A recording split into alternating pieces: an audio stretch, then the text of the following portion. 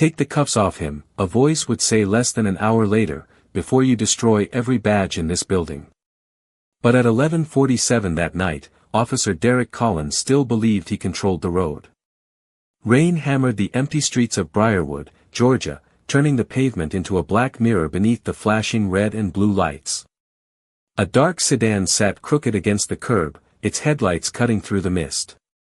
Beside it, a black man in a charcoal coat stood with his hands raised, water sliding from his silvering hair onto his calm, unreadable face.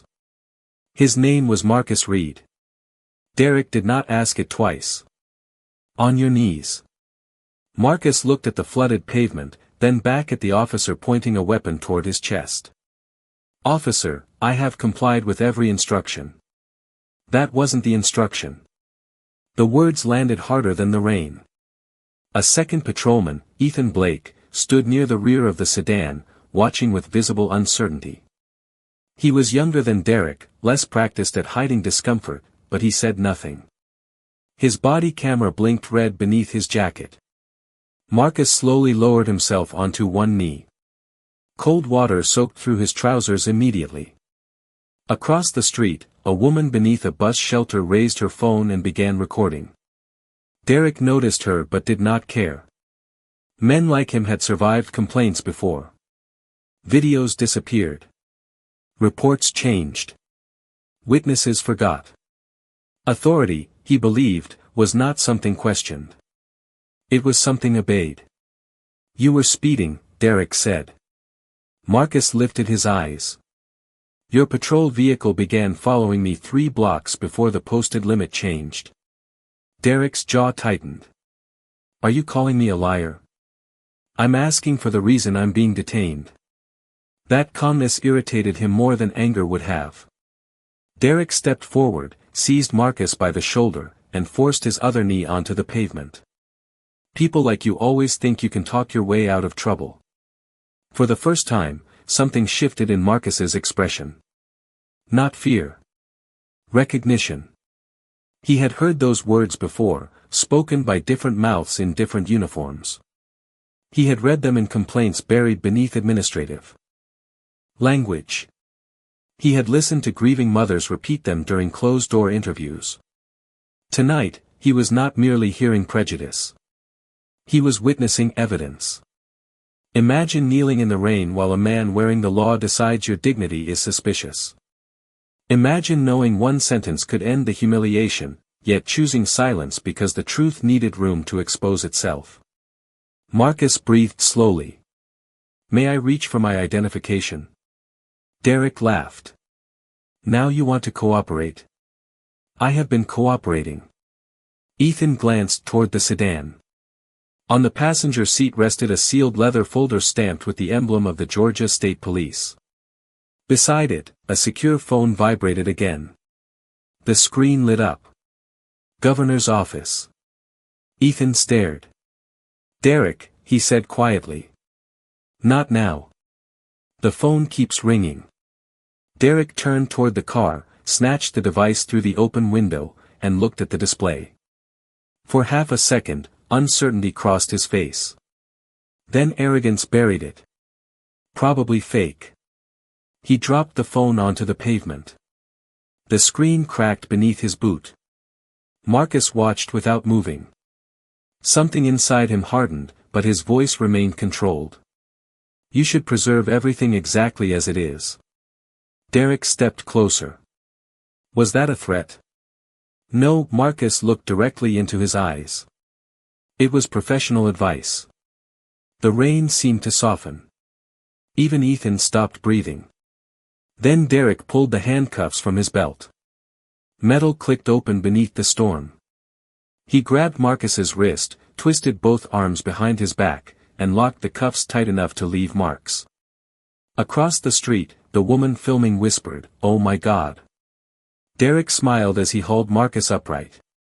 "What are you supposed to be?" he asked. "Some kind of lawyer?" Marcus turned his head slightly toward the flashing lights approaching in the distance. Not one vehicle. A convoy. Black SUVs moved through the rain with silent precision, followed by marked state units. Ethan's face drained of color as the lead vehicle stopped behind them. The rear door opened. Deputy Commissioner Laura Bennett stepped out, saw Marcus in handcuffs, and froze. Derek still did not understand. But Marcus did. The investigation had just begun. Laura Bennett did not run. People with real authority rarely needed to. She walked through the rain with 3 senior investigators behind her, her dark coat moving sharply in the wind. The moment she reached the patrol car, her eyes dropped to the handcuffs around Marcus Reed's wrists. Then she looked at Derek. "Explain this." Derek straightened, suddenly aware of the state insignia surrounding him. "Routine detention, ma'am. Suspicious vehicle. Possible obstruction." Laura's gaze shifted to Marcus's soaked trousers, the broken phone beneath Derek's boot, and the open passenger door of the sedan. Did he resist? Derek hesitated. He was argumentative. Marcus said nothing. That silence made the lie feel louder. Ethan stood near the rear bumper, rain dripping from his chin. His breathing had become shallow. He looked at Marcus, then at Laura, as if trying to assemble a truth his mind refused to accept. Laura stepped closer. "Officer Collins, remove the cuffs." Derek's expression hardened. "With respect, ma'am, I haven't finished the stop." One of the investigators behind her slowly lifted his eyes. Laura's voice lowered. That was not a request. For the first time that night, Derek's confidence cracked. He unlocked the handcuffs. Marcus brought his arms forward, red marks circling both wrists. Laura stared at them for a moment before removing her own coat and offering it to him. "Commissioner Reed, are you injured?" The street went silent. Even the rain seemed to pause. Derek blinked. Ethan's mouth opened, but no words came out. "Commissioner." The title moved through the scene like thunder. Marcus took the coat but did not put it on. He looked first at Laura, then at the officers surrounding them. "How long has the district commander known about the roadside complaints?" Laura's face tightened. "We believe at least 8 months. And the missing body camera footage? Linked to 12 officers so far." Derek stepped backward. "Wait. This is some kind of misunderstanding." Marcus finally turned toward him. "No, Officer Collins. A misunderstanding happens when facts are unclear." His eyes moved to the cracked phone on the pavement. This was a choice. In the distance, more vehicles arrived. Internal affairs. State investigators. Evidence technicians. The woman beneath the bus shelter kept recording, her phone trembling in her hands. Ethan looked at his blinking body camera and realized it had captured everything. Derek realized it too. Marcus reached for the sealed folder inside the sedan. He had come to Briarwood to investigate corruption. Now corruption had introduced itself. 3 hours earlier, Marcus Reed had entered Briarwood without an escort. That had been deliberate. No sirens. No official convoy. No uniform. Just a dark sedan, a sealed investigation file, and the weight of 37 complaints that had somehow vanished inside the same police district. The stories were different, but the pattern was not. A black college student stopped for a broken taillight and held for 6 hours. A delivery driver accused of carrying stolen goods that belonged to his employer. An elderly veteran forced onto the pavement while officers searched his car without consent. Each report ended the same way. No misconduct found. Body camera unavailable. Case closed. Marcus had spent 29 years in law enforcement, long enough to know corruption rarely announced itself with envelopes of cash or whispered confessions. Sometimes it looked like paperwork delayed until a deadline passed. Sometimes it sounded like supervisors telling frightened citizens to stop causing trouble. And sometimes it wore a badge in the rain. Now, beneath the white lights of the roadside investigation, technicians photographed the broken phone, the open vehicle, and the marks around Marcus's wrists. Derek Collins stood several yards away, separated from the others. His arrogance had not disappeared. It had changed shape. "You can't treat me like a criminal," he snapped as an investigator removed his service weapon. Marcus heard him. For a moment, he said nothing. Then he walked toward Derek, Laura Bennett at his side. "No one has called you a criminal," Marcus said. "You are being investigated according to procedure." Derek laughed bitterly. "Procedure? After you set me up?" Marcus's expression remained still. "I did not tell you to stop my car. You came here looking for something. I came here looking for the truth. And you think one traffic stop proves anything?" Marcus glanced toward Ethan, who sat inside a state vehicle giving his statement. The young officer's hands shook as he described the ignored identification, the unlawful search, and Derek's attempt to shut off the patrol camera. "One traffic stop?" Marcus asked quietly. "No," he lifted the sealed folder. "But 12 missing recordings, falsified reports, unexplained cash deposits, and 37 citizens telling the same story may prove considerably more." Derek's face lost its color. Behind him, Captain Howard Briggs's name was being repeated over the radio. Marcus noticed the reaction. Small. Instant. Terrified. That was the moment he understood the road had never been the center of the corruption. It was only the doorway. And somewhere inside Briarwood Precinct, someone was already trying to destroy what remained of the evidence. Inside Briarwood Precinct, Captain Howard Briggs was already moving. Not quickly. Carefully. He crossed the records room with the controlled pace of a man trying not to look afraid. Fluorescent lights buzzed above rows of gray filing cabinets, and somewhere beyond the walls, phones rang without being answered. "Shut down the internal server," Briggs ordered. A young desk officer looked up. "Sir. You heard me. Maintenance issue. Pull the backup drives and bring them to my office." The officer hesitated. That hesitation told Briggs everything. News had reached the building. Commissioner Marcus Reed was alive, free, and on his way. Briggs entered his office and locked the door. His hands were steady until he opened the bottom drawer. Inside were sealed envelopes, altered arrest reports, and a black ledger containing dates, badge numbers, and payment amounts. Years of corruption reduced to paper and ink. He pulled a metal wastebin toward him and struck a match. The flame trembled. Then the emergency lights flashed red. The building lost power. For 1 second, darkness swallowed the room. When the backup system came alive, Briggs heard footsteps in the corridor. Measured. Organized. Too many to belong to local officers. He shoved the ledger beneath his coat and reached for the rear door. It opened before he touched it. Laura Bennett stood on the other side with 2 state investigators. "Captain Briggs," she said, "step away from the desk." Briggs forced a laugh. "This is my precinct. Not tonight." Behind Laura, Marcus appeared.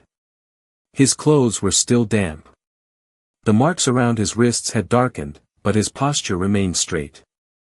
He did not look like a man seeking revenge. He looked like a man counting evidence. Briggs's eyes narrowed. So this was all theater. Marcus entered the room slowly. No. Theater requires a script. He looked at the burned corner of one report, the open drawer, and the smoke rising from the bin. This is panic. Briggs reached beneath his coat. Every weapon in the doorway rose at once. "Don't," Laura warned. The ledger slipped from Briggs's hand and struck the floor. It opened near the middle. Names. Payments. Dates. Derek Collins appeared 4 times. Ethan Blake did not appear at all. Marcus looked down at the pages, then back at Briggs. "How many officers did you protect?" Briggs said nothing. "How many citizens did you sacrifice?" Still nothing. Marcus stepped closer, his voice quiet enough to make the room lean toward him. You thought silence would bury the truth. He glanced at the smoking bin. But truth does not burn easily. Sometimes it waits inside the very hands trying to destroy it. By dawn, the precinct no longer belonged to Captain Howard Briggs. State investigators moved through every corridor, sealing offices, photographing evidence, and removing hard drives from rooms officers had once believed were untouchable. The building still looked the same, gray walls, scratched desks, faded flags, but its silence had changed. It was no longer the silence of fear. It was the silence of exposure. Marcus Reed stood inside the briefing room while 30 local officers waited under the cold fluorescent lights. Some stared at the floor. Others watched him with guarded resentment. A few looked relieved. Derek Collins sat alone near the back, his badge removed, his wrists resting on the table. The same wrists that had tightened handcuffs around Marcus only hours earlier. Ethan Blake entered with Laura Bennett and handed her a small evidence bag. Inside was a memory card. Derek's face changed immediately. "What is that?" he demanded. Ethan did not look at him. "The patrol camera backup." Derek leaned forward. "You told me the system failed. I told you the dashboard screen went dark." Ethan's voice trembled, but he continued. The secondary recorder never stopped. The room became still. Marcus studied the young officer. Fear had followed Ethan through the night, but now something else stood beside it. Choice. Laura inserted the card into a secured laptop. The footage appeared on the wall. Rain. Flashing lights. Marcus raising his hands. Then Derek's voice filled the room. "People like you always think you can talk your way out of trouble." No one moved. The recording continued, the unlawful search, the broken phone, the ignored identification, the order to disable the camera. Every excuse Derek had made collapsed beneath his own words. "That video proves nothing," he said. Marcus turned toward him. "It proves what happened when you believed no one important was watching." Derek's eyes burned with anger. "So that's what this is about? Your position?" "No," Marcus looked around the room. "This is about every citizen who did not have a convoy arrive." The sentence struck harder than a shouted accusation. Ethan lowered his head. Marcus walked toward him.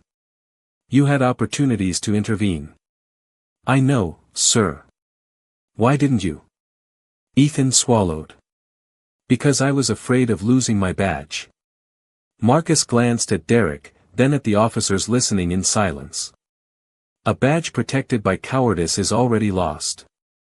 He took the memory card from Laura and held it beneath the light. One recording survived because one officer finally chose truth over loyalty. Marcus faced the room. Now we find out how many others are ready to make the same choice. The first confession came at 7:18 in the morning. Officer Daniel Price entered the interview room carrying a cardboard box and the expression of a man who had not slept in years. Inside the box were copies of arrest reports, handwritten payment records, and 3 body camera cards officially listed as damaged. Laura Bennett closed the door behind him. Marcus remained standing near the window. "Why bring these now?" he asked. Daniel looked toward the mirrored glass. "Because Briggs is finished." Marcus's face did not change. "So your conscience began when his protection ended?" The question cut deeper than anger. Daniel lowered his eyes. For 6 years, Captain Briggs had controlled Briarwood through favors and fear. Officers who followed orders received overtime, promotions, and protection from complaints. Those who resisted found themselves assigned to dangerous shifts or investigated for minor mistakes. Derek Collins had not created the system. He had simply enjoyed it. He chose the stops, Daniel said. Mostly black drivers. People passing through. People without money for lawyers. And the payments? Cash from towing companies. Property taken during searches. Sometimes drugs disappeared from evidence and returned in different cases. Laura opened the black ledger beside him. How many officers? Daniel hesitated. 11 directly. More new. Outside the room, investigators began calling names. One by one, officers were separated from their desks. One by one, the blue wall cracked. Imagine working inside a building where everyone knows the truth, yet silence becomes the price of survival. Imagine how quickly that silence changes when fear finds a new master. Marcus watched Daniel carefully. Did Collins know I was being followed before he stopped me? Daniel's breathing changed. Laura noticed. What aren't you telling us? Daniel reached into the box and removed a printed photograph. It showed Marcus leaving the state headquarters 2 days earlier. Across the bottom, someone had written, "Read, possible internal review." The room turned cold. This wasn't random, Laura whispered. Daniel shook his head. Briggs believed someone from the state was coming. He told patrol units to watch unfamiliar vehicles and create a reason to search them. Marcus stared at the photograph. Derek had not known exactly who he was. But Briggs had known enough to be afraid. A knock sounded. At the door. An investigator entered holding a recovered radio log. "Commissioner, there was a call 20 minutes before your stop." He placed the transcript on the table. Briggs's voice appeared in black ink, "Dark sedan entering district. Stop the driver. Find out what he knows." Marcus read it twice. The unlawful detention had not interrupted the corruption investigation. It had activated it. He looked through the glass toward Briggs, seated alone in the next room. For the first time, the captain no longer looked powerful. He looked trapped inside the system he had built. At 9:06 that morning, Marcus Reed entered the interview room alone. Howard Briggs sat beneath a single fluorescent light, his uniform jacket folded over the back of the chair. Without the captain's bars on his shoulders, he looked smaller. But not harmless. Briggs leaned back and studied Marcus with tired, calculating eyes. "You think you've won?" Marcus placed the radio transcript on the table. "This is not a contest." "It always is," Briggs replied. "Power against power. Badge against badge." Marcus remained standing. "That is what men like you tell yourselves when service becomes inconvenient." Briggs smiled without warmth. "You came into my district pretending to be ordinary. I came without announcing my rank. You wanted someone to make a mistake." "No," Marcus's voice was quiet. "I wanted to see what happened to citizens who could not call the governor." The smile disappeared. Outside the mirrored glass, Laura Bennett watched with the state attorney and 2 internal investigators. On the table before them lay years of evidence, altered reports, missing recordings, secret payments, and names connected by fear. Briggs looked toward the glass. "You have papers. Frightened officers. 1 traffic video. We also recovered the backup server." For the first time, Briggs blinked. Marcus sat across from him. "The files you ordered erased were copied automatically to an off-site archive 6 months ago." Briggs's jaw tightened. "You're lying." Marcus slid a photograph across the table. It showed folders labeled with dates, case numbers, and officer identification codes. Briggs stared at it. The room changed. Not loudly. Power rarely collapses with noise. Sometimes it disappears in one breath. "You don't understand this district," Briggs said. "We kept control. By manufacturing arrests. By keeping people afraid." Marcus leaned forward. "That is not control. That is corruption wearing discipline's uniform." Briggs struck the table with his palm. "You think the public cares how order is maintained?" Marcus did not flinch. "The public entrusted us with authority. You turned that trust into a weapon. Silence filled the room. Then Marcus opened the black ledger to the final page. There, beneath a list of payments, was a name no investigator expected. Deputy Mayor Charles Vance. Briggs looked away too quickly. Marcus noticed. This goes beyond the precinct. Briggs said nothing. You protected someone above you. Still nothing. Marcus closed the ledger. You ordered my vehicle stopped because you feared what I might find. He stood and moved toward the door. Briggs's voice followed him. If you expose everyone, the whole city falls apart. Marcus paused. No, Captain. He looked back once. The city begins healing when the people who poisoned it stop calling themselves its protectors. By noon, Briarwood City Hall was surrounded. News vans lined the street. Protesters gathered behind metal barriers. Former detainees arrived carrying copies of complaints that had once been ignored, their faces reflecting anger, exhaustion, and something that had been absent for years. Hope. Inside the council chamber, Deputy Mayor Charles Vance sat beneath the city seal, surrounded by attorneys. He still wore an expensive suit. He still spoke as though the room belonged to him. This is political theater, Vance declared as cameras began recording. A reckless investigation built around the feelings of one man. Marcus Reed entered through the side doors. The chamber fell silent. He wore a clean uniform now, dark blue beneath the silver insignia of the state police commissioner. But the marks from the handcuffs remained visible around his wrists. He did not hide them. Laura Bennett placed the black ledger on the evidence table. Behind her, investigators carried boxes from the precinct, towing contracts, bank records, and restored body camera files. Vance looked at Marcus and smiled thinly.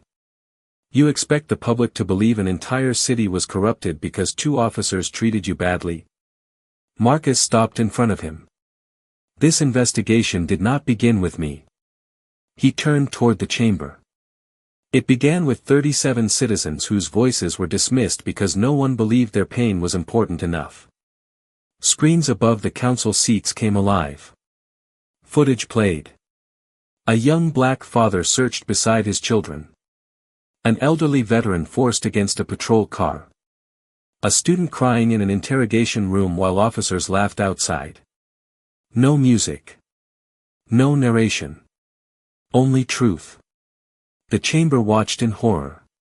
Vance's smile vanished. Marcus continued. Captain Briggs protected the officers. Your office protected Briggs. Towing companies paid for illegal seizures, evidence was altered, and complaints were buried. Vance stood abruptly.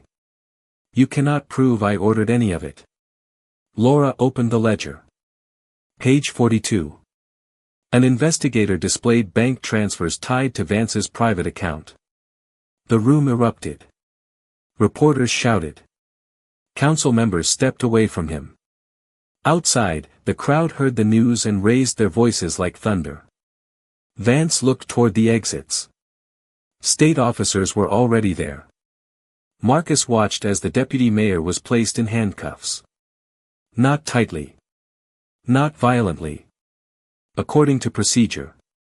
Derek Collins and Howard Briggs were charged before sunset. 8 other officers were suspended, 4 resigned, and every disputed arrest connected to the unit was reopened. Ethan Blake agreed to testify. But Marcus did not celebrate. Standing on the courthouse steps, he faced the families who had waited years to be heard. This is not revenge, he said. It is accountability. He raised his marked wrists beneath the daylight. And justice is not complete when powerful people finally feel the law. His eyes moved across the crowd. It is complete when ordinary people no longer have to fear it.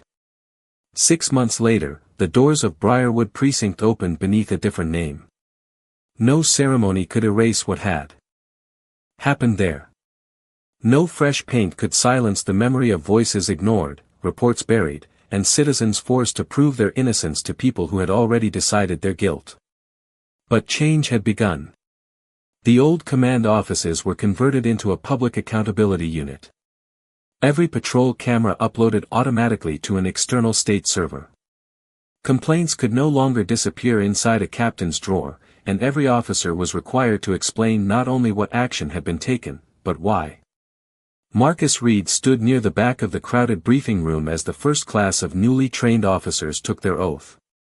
Ethan Blake was among them. He had lost his patrol position during the investigation and spent months testifying against Derek Collins, Howard Briggs, and the officials who had protected them. He was not treated as a hero. Marcus had refused to allow that. Telling the truth late did not erase the silence that came before it. But it could become the beginning of responsibility. After the ceremony, Ethan approached him. "Commissioner Reed." Marcus turned. Ethan glanced at the faint scars still visible around Marcus's wrists. "I keep thinking about that night." "You should." Ethan accepted the answer. "I was afraid." Marcus looked toward the new officer speaking with families from the community. "Fear explains silence," he said. "It does not excuse it." Ethan nodded slowly.